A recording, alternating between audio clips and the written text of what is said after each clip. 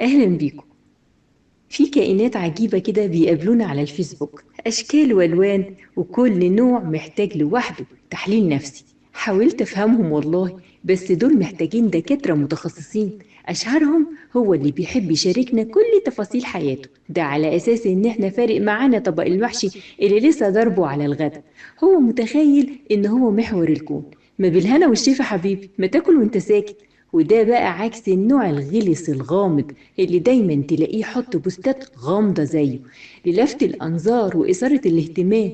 تلاقيه كاتب بوست يقول قدر الله وما شاء فعل، ويسيبك ما يقولش إيه اللي حصل. أو يكتب يقول إنا لله وإنا إليه راجعون، وما يقولش مين مات.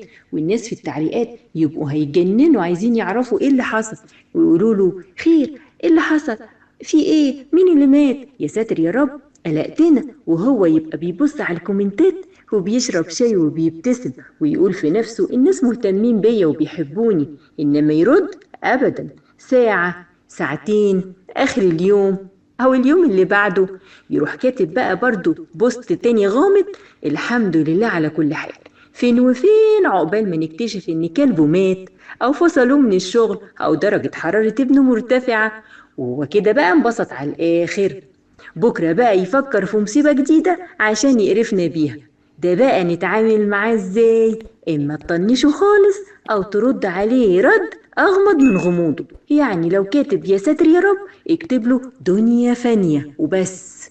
او اهو ايامه بنقضيها، الجو ده بوظ له خطته. حبايبي، في النهاية يا تاكلوا المحشي وتسكتوا، يا تكتبوا مصايبكم كاملة، مش بوست غامض وتجروا. احنا فينا اللي مكفينا. يلا بقى اكتبوا لي في التعليقات، انت انهي نوع، اللي بيصور المحشي ولا اللي بيعيشنا الإثارة والغموض؟ يلا افوتكم بعافية، سلام.